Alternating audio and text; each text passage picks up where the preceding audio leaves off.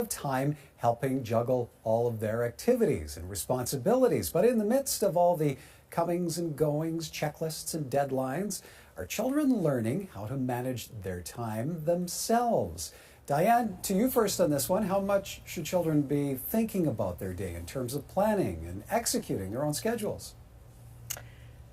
I happen to believe that children need practice in making decisions, because time management is not just the nuts and bolts of how do you organize this event that takes so much time as opposed to that one and when it occurs. It's also a matter of simply being able to make decisions. And we need to acknowledge that, in essence, the most major decisions in a child's life are made by the parents.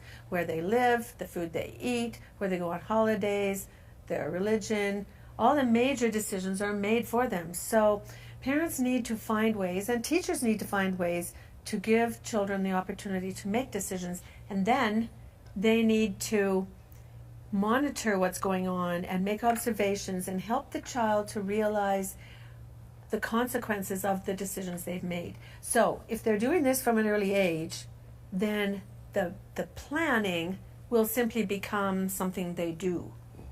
Okay, well, Judy, is there an age where we should expect the kids get involved, start taking a role in managing their time?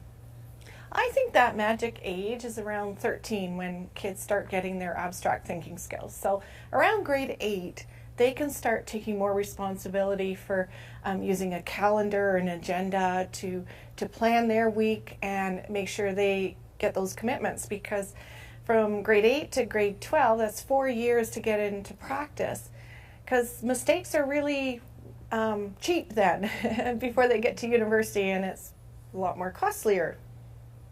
Well, and Gans, how do you say our role as parents factoring into this? Well, we have a few roles. We're coaching, right? We're coaching.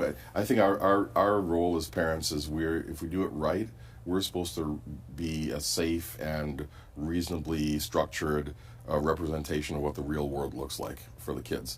So they have the tools, they understand how things work when when we release them to the wild later, right?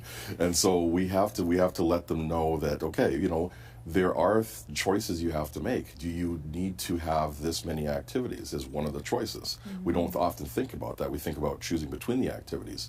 But I think generally our culture is overscheduled. And I think kids are typically too active. And so they don't have downtime. They don't have that, that sense of boredom that we used to have as kids. And when you miss that, you miss out on chances to be creative, to just have your nervous system, your brain sort of take a breath.